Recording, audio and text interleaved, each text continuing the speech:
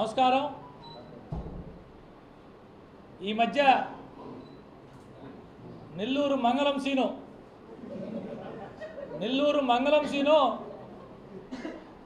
గత 2 వారాలుగా 2 సార్లు వచ్చి ప్రెస్ కాన్ఫరెన్స్ పెట్టి మాట్లాడడం జరిగింది. ప్రెస్ మీట్ పెట్టే ముందు రోజు ఆయన సొంత సోషల్ మీడియా ఛానల్, మా సోదరుడు ప్రసాద్ ఇక్కడే ఉన్నాడు, 4th ఎస్టేట్ దగ్గర నుంచి రేపు ఉదయం సంచలన మీడియా సమావేశం, మాజీ మంత్రి సంచలన మీడియా సమావేశం, మంగళసీనో సంచలన మీడియా సమావేశం అని చెప్పి అన్నింటిలో కూడా ఓదరగొట్టడం జరిగింది. ప్రజలందరూ ఏమనుకున్నారంటే చంద్రబాబు గారికి గతంలో మాదిరిగా బెదిరింపుగా మాట్లాడతాడేమో, లోకేష్ బాబు గారిని దూషిస్తా మాట్లాడతారేమో, పవన్ కళ్యాణ్ గారి గురించి గతంలో మాట్లాడినట్టు నువ్వు బిమ్లా నాయక్ కాదు ఇంకో నాయక్ అని మాట్లాడతాడేమో, వెటకారాలు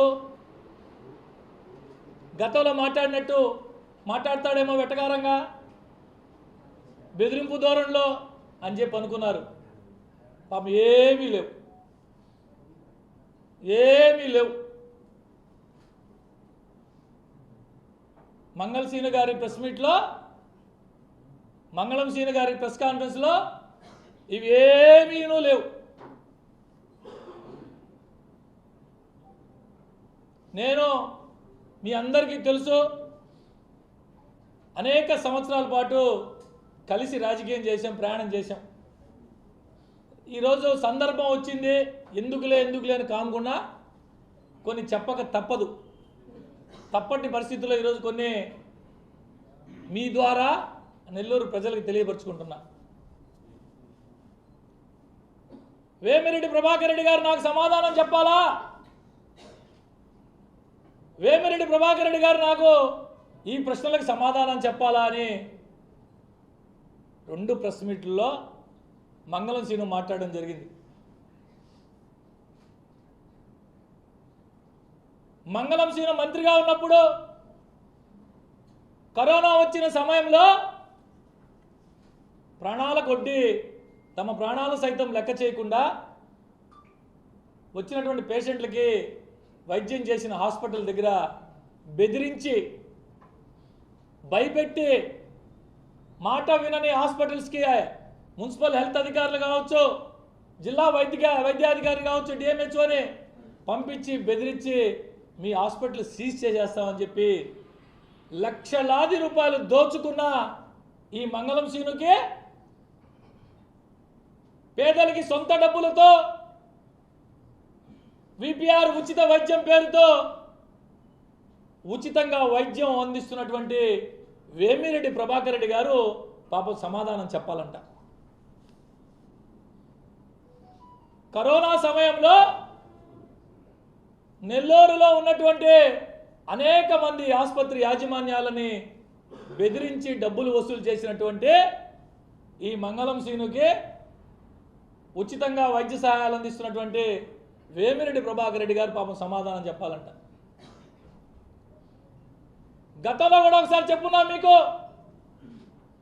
15 సంవత్సరాల పాటు కాళ్ళొత్తి అన్నం పెట్టి డ్రైవర్లు అయితే డ్రైవింగ్ చేసి తన సర్వస్వం త్యాగం చేసిన ఒక దళిత బిడ్డ, ఒక దళితుడు, సారో నా బిడ్డని ఐటీఐ చదివించుకుంటున్నాను, నా బిడ్డకి ఒక షిఫ్ట్ ఆపరేటర్ పోస్ట్ ఇవ్వమని అడిగితే బిడ్డని ఐటీఐ చదివించుకొని పోతే వెంకటేశ్వరపురం సబ్స్టేషన్లో ఆ పోస్ట్ అమ్ముకున్న 7 లక్షల రూపాయలకు అమ్ముకున్న ఈ మంగళం సీనుకి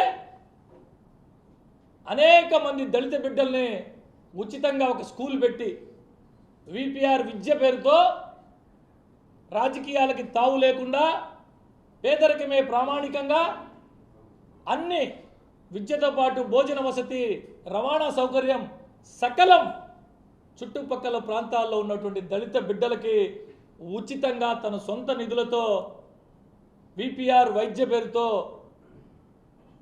సేవ చేస్తున్నటువంటి వేమిరెడ్డి ప్రభాకర్ రెడ్డి గారు ఈయనకి ఈ మంగళం సీనుకి సమాధానం చెప్పాలంట పాపం. జలవనరుల శాఖ మంత్రిగా నెల్లూరు నగరంలో ఎదురుగా ఉన్న సర్వేపల్లి కాలువ కావచ్చు, పెన్నా రిటర్నింగ్ వాల్ కావచ్చు, పెన్నా బ్యారేజ్ కావచ్చు, జాఫర్ సాబెక్ కాలువ కావచ్చు, కోట్లాది రూపాయలు దోచుకున్నటువంటి ఈ మంగళం సీనుకి సొంత నిధులతో రాజకీయాల్లోకి రాకముందే అనేక గ్రామాల్లో మంచినీటి సౌకర్యం,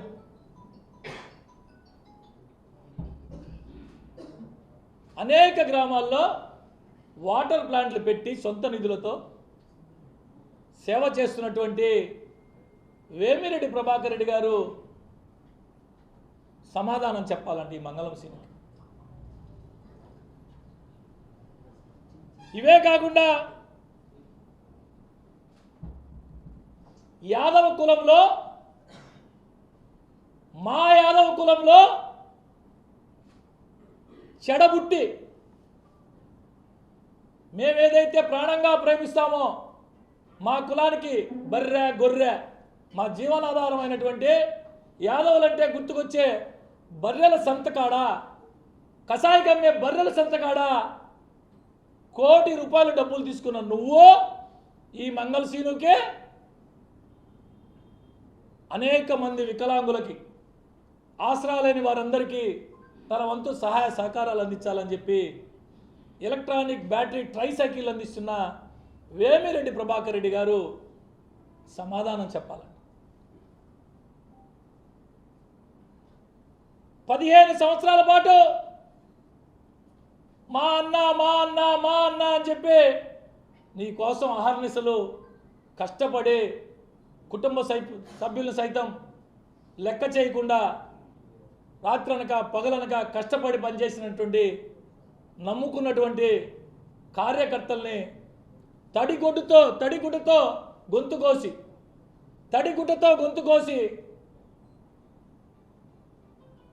100 కోట్లు సంపాదించుకొని చెన్నై పోయి పారిపోయి కూర్చున్న నీకు నమ్ముకున్న కార్యకర్తల కోసం రాజకీయాలకు అతీతంగా తన దగ్గరికి ఎవరైనా సహాయం కోరి వస్తే వారందరికీ అపన్నహస్తం అందిస్తున్నటువంటి వేమిరెడ్డి ప్రభాకర్ రెడ్డి గారు సమాధానం చెప్పాలా?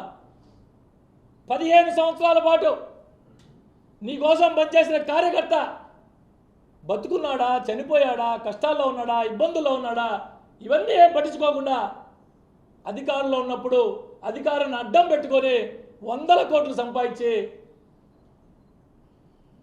మద్రాసు అధికారం పోగానే పోయి మద్రాసులో దాక్కున్న నువ్వు, నీ డబ్బు సంపాదించిన డబ్బంతా దుబాయ్లోనో మరో దగ్గర వ్యాపారంలో పెట్టుకుంటున్న నువ్వు, కార్యకర్తల్ని నట్టేట ముంచేసిన నువ్వు ఈ మంగళం సీనుకి 10 మందికి సహాయం చేసే వేమిరెడ్డి ప్రభాకర్ రెడ్డి గారు సమాధానం చెప్పాలా?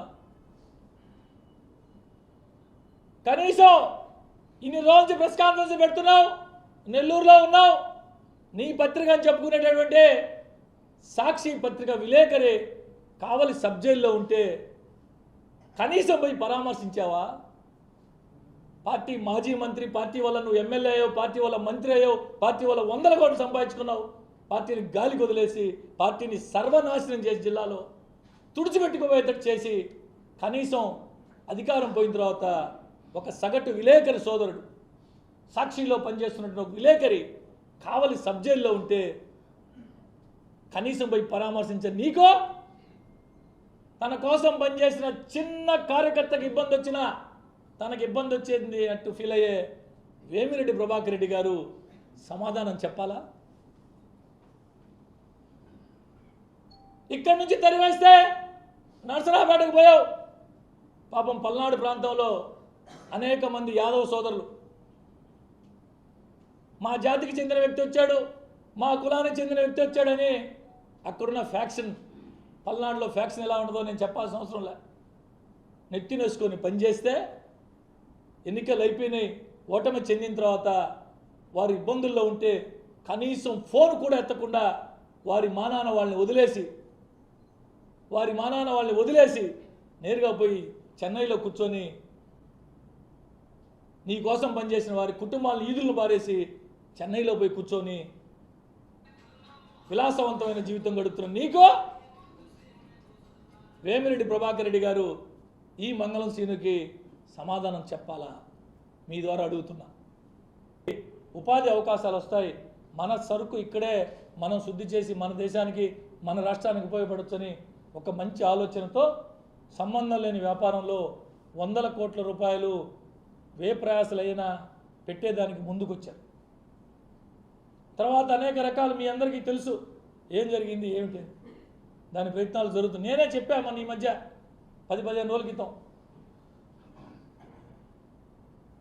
ఎందుకనా పనికి మాలిన ఎదవల చేత, దోపిడీదారుల చేత, దుర్మార్గుల చేత అవసరమా మనకి?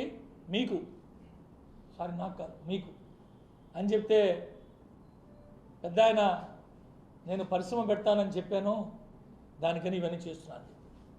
ఆయన పరిశ్రమ ఎప్పుడు పెడతాడో ఈయనకి చెప్పాలంట, ఎక్కడ పెడతాడో ఈయన. ఎవడితను ఈ మంగళం సీను? ఎవరి మంగళం సీను? నీకేమి సంబంధం సైదాపురంతో? నేను సూటిగా ఒకటే అడుగుతున్నా. నీకు నియోజకవర్గం లేదు, తాడు బొంగరం లేదు, నేను ఎత్తి బయట వేసారు. తెలుగులో సామెత ఒకటి ఉంది, నేను చెప్పకూడదు, అది మీడియా మిత్రులు. ఆ విధంగా ఏదో 2 పోయినాయి అంట. ఆ విధంగా నేను అనుకునేవాళ్ళు లేక నీకేమి సంబంధం?